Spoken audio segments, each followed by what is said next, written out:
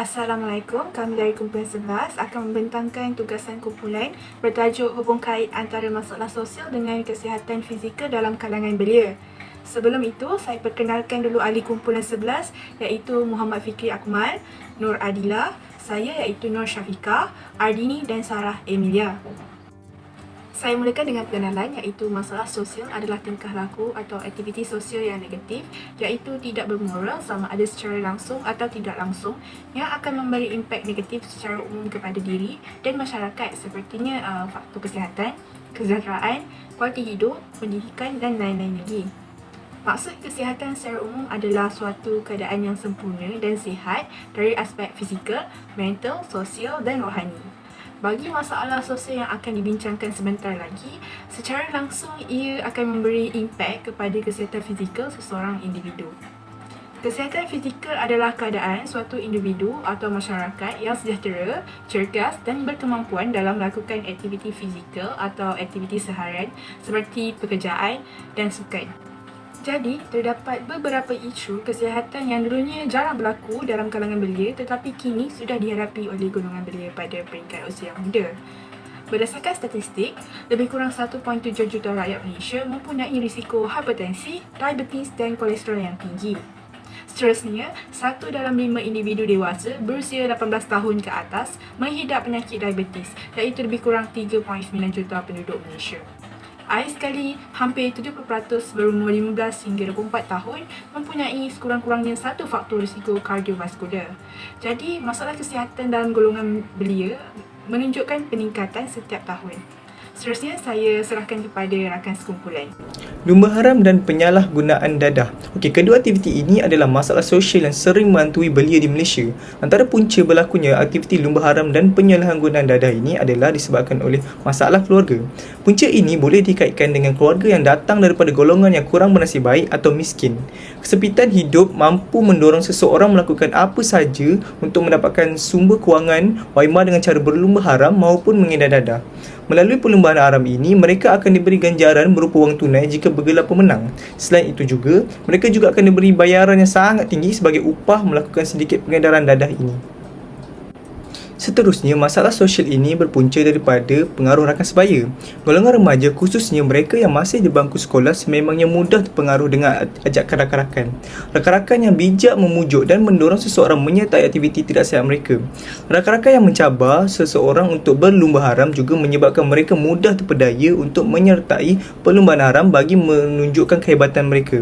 Pada masa yang sama, pelibatan salah guna dadah adalah disebabkan oleh pengaruh rakan yang mana bahkan terdapat stigma yang mengatakan seseorang remaja itu tidak seronok untuk berkawan kerana tidak menyertai rakan-rakan yang lain melakukan aktiviti yang kononnya seronok tetapi sebaliknya. Kaitan masalah sosial lumba haram dan penyalahgunaan dadah ini dengan kesihatan adalah lumba haram sering menyebabkan kemalangan maut terutama di kalangan pelumba haram motosikal. Kemalangan ini juga boleh menyebabkan mereka tercedera dan lebih teruk boleh menyebabkan kecacatan jika berlakunya kemalangan. Selain itu, penyalahgunaan dadah ini boleh membawa mereka kepada beberapa penyakit yang teruk termasuk penyakit kardiovaskular, stroke, kanser, HIV, AIDS, hepatitis dan penyakit paru-paru. Assalamualaikum, nama saya Ardini binti Azwan, nombor matrik 278957. Saya akan membentangkan bahagian pernyataan masalah iaitu masalah sosial, pasangan intim berbayar dan juga pengaruh anime dalam kalangan remaja. Seperti diketahui, bahagian otak seseorang remaja yang dikenali sebagai cortex prefrontal masih dalam proses menjadi matang dan ia merupakan satu struktur dasar otak yang membolehkan individu untuk membuat keputusan berdasarkan moral dan etika, menyelesaikan masalah, mengawal emosi serta memahami diri sendiri.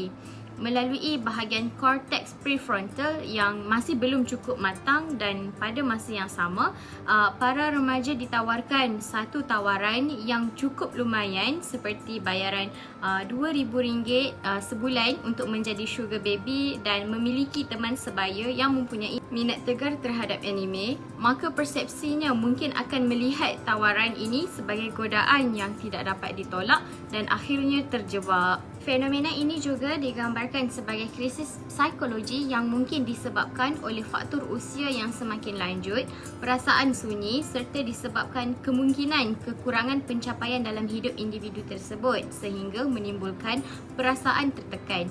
Kurang penerapan agama dan didikan daripada keluarga turut menjadi faktor masalah sosial semakin berleluasa. Kenapa?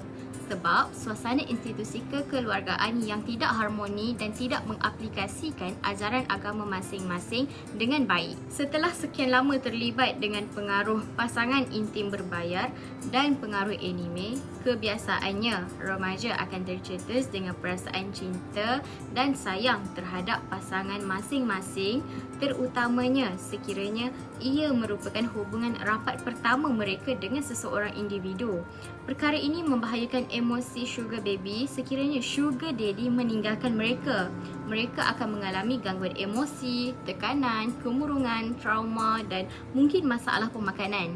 Seksaan jiwa ini dikaitkan dengan sindrom Stockholm yang juga menjadi antara punca sesetengah sugar baby atau remaja melakukan banyak kegiatan yang tidak diingini seperti menghisap dadah ataupun kegiatan fizikal lain walaupun didera atau dipaksa. Sebahagian universiti tempatan yang tergolong di bawah 100 buah universiti terbaik dunia, namun begitu di sebalik semua kejayaan ini masih ada kekosongan serta kelompongan yang perlu ditambah baik oleh pemegang taruh pendidikan. Kelompongan universiti adalah dalam erti kata memaknai dan menjiwai ruh falsafah pendidikan kebangsaan ke dalam jiwa mahasiswa IPT kerana terlalu menumpukan aspek akademik dan memenuhi keperluan komersial sehingga mengabaikan aspek pengisian nilai dan moral. Jika ini dapat diatasi secara bersepadu dan holistik, usaha melahirkan insan yang seimbang dari sudut rohani, jasmani, intelek dan emosi akan tercapai.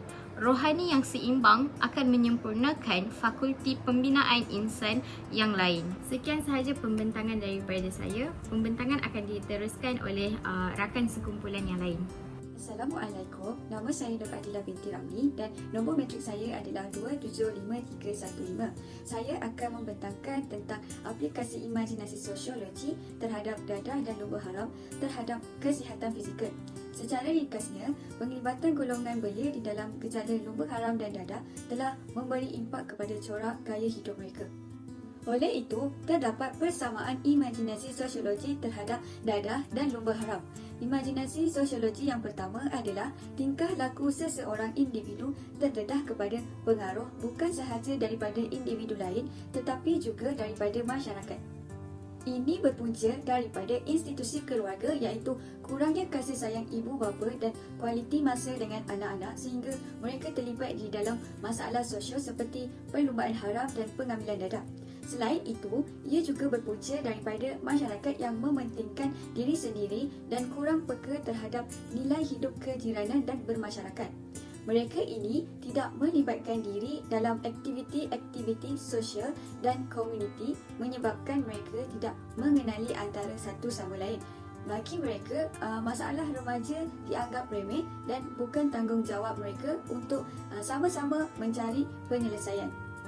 Oleh itu, ia telah memberi kesan iaitu kurang perhatian daripada institusi keluarga dan masyarakat telah menyebabkan pengalaman gaya hidup tidak sihat dan pasif seperti melibatkan diri dalam lumba haram dan pengambilan dadah di usia muda. Selain itu, menyebabkan kurangnya daya ketahanan fizikal dan mudah untuk mendapatkan masalah penyakit yang serius di usia muda seperti penyakit strok bagi pengambilan dadah yang berlebihan dan kecacatan kekal akibat kemalangan jalan raya. Oleh itu, terdapat langkah-langkah yang boleh diambil seperti aktiviti sukan dapat membantu mengurangkan tekanan daripada melibatkan diri dengan aktiviti yang tidak berfaedah. Imajinasi sosiologi yang kedua adalah keupayaan untuk melihat pengalaman dan kepayahan yang dilalui sebagai mencerminkan perancangan struktur masyarakat zaman tersebut.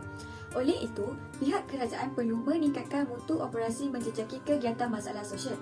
Maka kesannya, ia dapat mengurangkan bekalan untuk kegunaan penagih dadah manakala perlumbaan haram pula dapat dibantras. Selain itu, institusi pendidikan juga perlu memainkan peranan seperti melaksanakan program kempen kesedaran tentang bahaya lumba haram dan pengambilan dadah. Maka kesannya masalah sosial ini dapat dibendung pada peringkat awal lagi. Justru itu, langkah yang boleh diambil adalah satu plan menyeluruh berkaitan perancangan program pencegahan masalah sosial golongan belia perlu dirangka oleh pasukan kesihatan termasuk pegawai kerja sosial perubatan bagi memastikan langkah-langkah yang diambil dapat dilaksanakan dengan lancar. Imajinasi sosiologi yang seterusnya adalah mengenal pasti hubungan di antara kehidupan pribadi dan kehidupan sosial masyarakat di sekeliling. Hal ini berpunca daripada pengaruh rangka sebaya yang mendorong mereka ini terlibat di dalam kerjaya sosial. Dan salah satunya disebabkan oleh pergolakan keluarga di rumah menyebabkan golongan belia ini cenderung untuk berjumpa dengan rakan-rakan mereka bagi mencari ketenangan dan kegembiraan.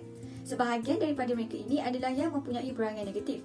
Oleh itu, ia telah memberi kesan kepada aktiviti harian golongan belia ini lebih cenderung kepada aktiviti yang pasif dan tidak sihat.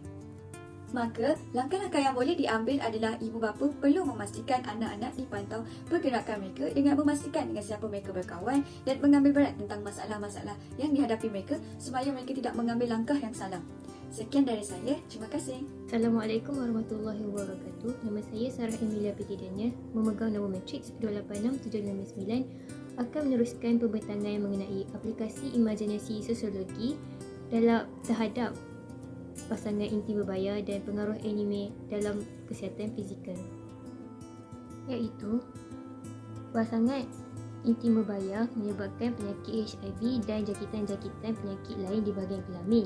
Manakala pengaruh anime menyebabkan individu yang terpengaruh dengan anime terperap di dalam bilik dan tidak keluar untuk bersenam atau berekreasi, malah makan minum juga tidak teratur. Perkara ini menyebabkan antibodi mereka tidak kuat untuk melawan penyakit dan mereka sering jatuh sakit. Seterusnya adalah perbincangan mengenai persamaan imajinasi sosiologi antara pasangan intim berbaya dan pengaruh anime, iaitu konsep hubungan antara situasi peribadi dan konteks sosial di mana individu mempengaruhi masyarakat dan sebaliknya. Punca utama ialah peranan institusi keluarga dalam membentuk ahlinya, iaitu memberi kesan kepada keruntuhan rumah tangga dan keinginan mempunyai peneman. Keruntuhan rumah tangga berlaku kerana apabila seorang individu dalam keluarga terjebak dengan aktiviti negatif, maka secara tidak langsung ataupun secara zahirlah keluarga individu tersebut juga akan terjejas dengan perlakuan yang dilakukan oleh individu tersebut. Manakala keinginan mempunyai peneman berlaku apabila dalam kalangan ahli keluarga terjebak dengan anime, menyebabkan mereka secara sengaja ingin mempunyai peneman untuk bersama-sama menjadi peminat kepada sesuatu perkara atau fenomena yang sama dan mempengaruhi pula ahli keluarga yang lain. Kemudian ialah keupayaan untuk melihat sesuatu secara sosial dan bagaimana masyarakat mempengaruhi antara satu sama lain, iaitu pihak kerajaan, media sosial dan jaringan peribadi. Pihak kerajaan berfungsi untuk menghapuskan aplikasi yang tidak senonoh ataupun tidak memberi manfaat ataupun yang membawa pengaruh negatif, manakala media sosial dan jaringan peribadi merupakan ejen-ejen yang akan mempengaruhi persekitaran masyarakat dan juga individu. Kesannya ialah meningkatkan imej agama Islam dan melibatkan persekitaran sosial masyarakat. Hal ini adalah kerana pihak-pihak tersebut akan mempengaruhi sesuatu yang positif dan juga negatif, iaitu pencetusan ataupun pembendungan terhadap fenomena-fenomena ini.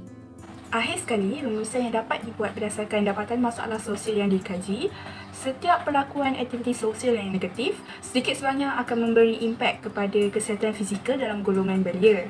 Jadi, kesihatan fizikal ni adalah satu komponen yang penting bagi memperolehi kesejahteraan diri, masyarakat dan juga negara. Oleh itu, golongan belia perlu mengamalkan gaya hidup sihat dan penjagaan makanan yang seimbang bagi membendung atau menurunkan risiko masalah kesihatan dan penyakit yang berbahaya pada peringkat usia yang muda. Itu sahaja daripada kami. Terima kasih.